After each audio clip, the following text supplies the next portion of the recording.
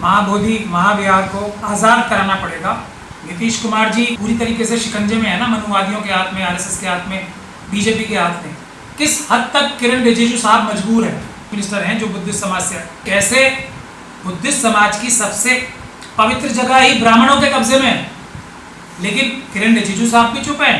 सबसे पहले किरण रिजिजू साहब के घर के बाहर ये आंदोलन शुरू होना चाहिए। मनुवादी व्यवस्था को चैलेंज करने के लिए, उसको ध्वस्त करने के लिए सबसे बड़ा आंदोलन तो बुद्धिस्ट समाज का ही और महात्मा गौतम बुद्ध का था। सभी देशवासियों को, दुनियावासियों को बहुत बहुत बुद्ध पूर्णिमा की बधाई। और हम सब लोगों को एक निर्णय लेना चाहिए और एक रिजॉल्व करना चाहिए कि अब चाहे हम लोगों को कितना भी बड़ा आंदोलन, कितनी भी बड़ी कानूनी लड़ाई लड़के बौद्ध गया को आज़ाद कराना पड़ेगा, महाबोधि महाविहार को आज़ाद कराना पड़ेगा। जो मनुवादी मानसिकता की ताकतें हैं उनके द्वारा जो कब्जा कर लिया गया है वहाँ पे, उससे आज़ाद कराने के लिए, उससे स्वतंत्रता प्राप्त करने के लिए हम सब लोगों को मिलके, सभी हमारे SC ST और मुस्लिम सिख क्रिश्चियन बौद्ध भाइयों को, OBC भाइयों को मिलके ये लड़ाई लड़नी पड़ेगी।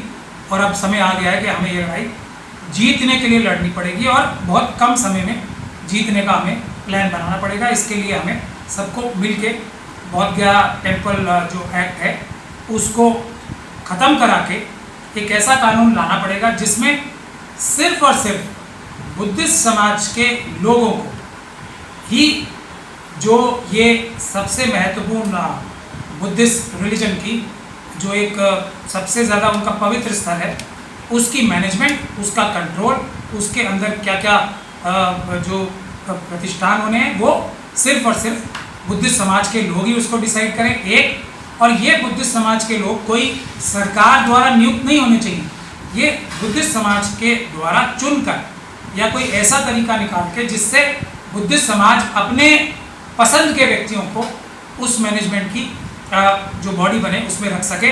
सरकार द्वारा नियुक्त कोई भी बुद्धिस्ट समाज के लोग भी होंगे तो वो तो मेरे ख्याल से बुद्ध समाज की और बुद्धिस्ट मज़हब की जो प्रक्रियाएं हैं उसका पालन कम करेंगे, बल्कि सरकार के निर्देशों का पालन ज़्यादा करेंगे।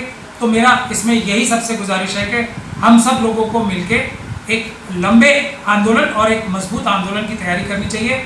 ये अच्छी बात है कि इसी समय वक्फ एक्ट के लिए भी जो है एक आंदोलन चालू है, तो ये मिल के आंदोलन किया जाएगा, क्योंकि ये परेशानी, तकलीफ एक ही जैसी है सभी माइनॉरिटीज़ के लिए भी, और ख़ास तौर पे शेड्यूल कास्ट और शेड्यूल ट्राइब्स के लिए भी प्रॉब्लम एक ही जैसी। भीतरघात जो होते हैं उसको हम अच्छे से कंट्रोल कर पाएंगे। हम लोगों ने भी एक पिटीशन, हालांकि बहुत उसमें मुझे काफ़ी रिसर्च भी करनी पड़ी और काफ़ी मुश्किलों का सामना भी करना पड़ा, लेकिन कल हमने सुमित रतन भंते साहब जो हैं उनकी तरफ से जो अभी केस आने वाला है 16 तारीख को, 16 मई को सुप्रीम कोर्ट में, जो बहुत लंबे समय से लंबित है, जिसमें सरकार कई बार गुमराह भी कर चुकी है कोर्ट को, तो हम वो केस भी मजबूती से लड़ने के लिए उसमें इंटरवेंशन एप्लीकेशन फाइल कर चुके हैं। हम लोग चाहेंगे कि इस केस को बहुत ही मजबूती से लड़ा जाए, लेकिन जैसा मैं हर बार कहता हूँ, अगर कोई भी हमें अपनी न्याय संगत कोई भी कार्रवाई में जीत हासिल करनी है तो 20% लड़ाई उसकी अदालतों में होगी, 80% आंदोलन के माध्यम से सड़कों पे होगी। तो इसमें भी एक हमें 80% आंदोलन करना पड़ेगा और 20% हम मजबूती से केस लड़के ये जीतेंगे और आंदोलन के माध्यम से ये नया कानून भी बनवाएंगे। नीतीश कुमार जी स्वयं अपने फैसले लेने के लिए स्वतंत्र हो जाएं, तो वो किसी भी हालत पर, किसी भी कीमत में, उनके मन में ऐसी बात आ ही नहीं सकती कि वो महाबोधि महाविहार को ब्राह्मणों के कब्जे में रहने दें। ऐसा वो कभी सपने में भी नहीं सोच सकते, लेकिन वो अभी तो पूरी तरीके से शिकंजे में है ना, मनुवादियों के हाथ में, RSS के हाथ में, बीजेपी के हाथ में।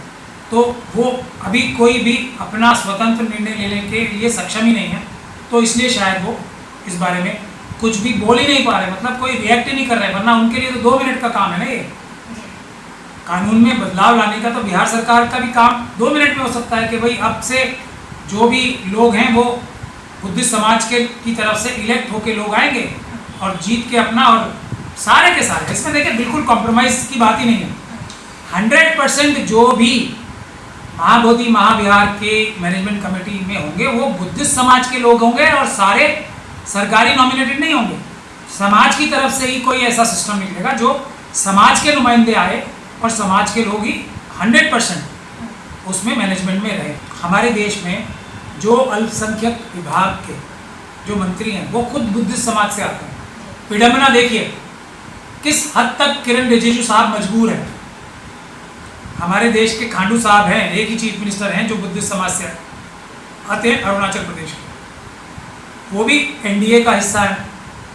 उनके मन में कितनी घुटन होगी, ये भी एक सोचने का विषय है कि कैसे बुद्धिस्ट समाज की सबसे पवित्र जगह ही ब्राह्मणों के कब्जे में है, लेकिन किरण रिजिजू साहब भी चुप हैं और खांडू साहब भी चुप हैं।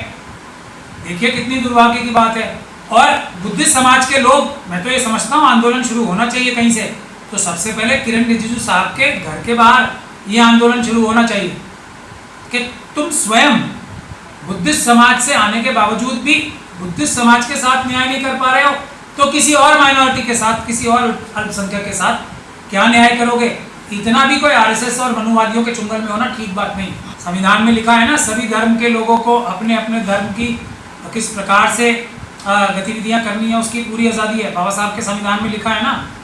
पर मनुवादी तो ये संविधान खत्म करके मनुस्मृति लाना चाहते हैं।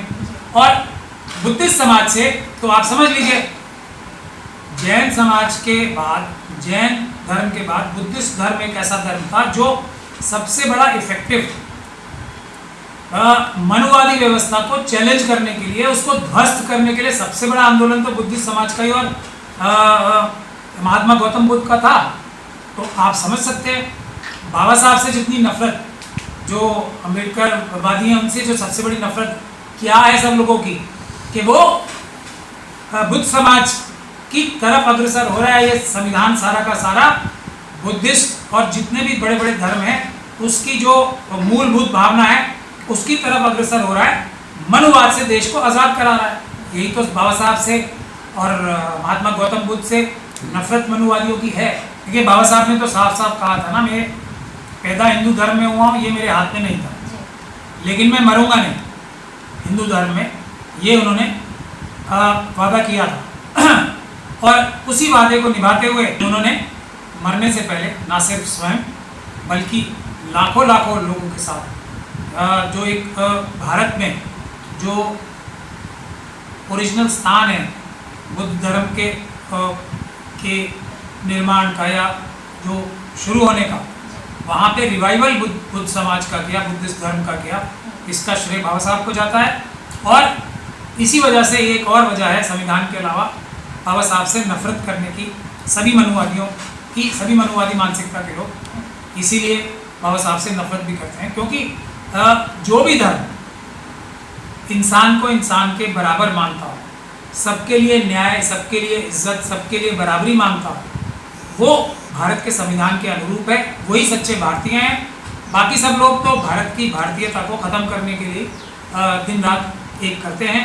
अशोक सम्राट के टाइम जो अखंड भारत बना था, जो ईरान इराक के बॉर्डर्स के भी पार तक गया था, कोई वो इसलिए नहीं गया था कि अशोक सम्राट बहुत बड़े योद्धा थे। वो तो कलिंग के युद्ध में ही उनको बहुत भारी पड़ी थी कलिंग की सेना। जब उन्होंने बुद्ध धर्म अपनाया तब बुद्ध धर्म से इम्प्रेस होकर उसके समर्थन में अशोक सम्राट के साथ बहुत सारे देश अपने आप स्वयं ही जुड़ गए थे, क्योंकि वो बुद्ध धर्म को मानने वाले हो गए थे। यही है अखंड भारत को बनाने के लिए भी सबसे बड़ी ताकत जो है वो इंसाफ, बराबरी की, बंधुता की वो ताकत है जो गौतम बुद्ध ने इस दुनिया को दिखाई। दस्तक की आपसे गुजारिश है कि अगर इसको बचाना चाहते हैं तो नेशनल दस्तक को सब्सक्राइब करने के लिए रेड कलर के सब्सक्राइब बटन को दबाएं, फिर बेल आइकन की घंटी दबाएं। नेशनल दस्तक को बचाने के लिए बहुत जरूरी है कि हर खबर को शेयर करें, लाइक करें, कमेंट जरूर करें।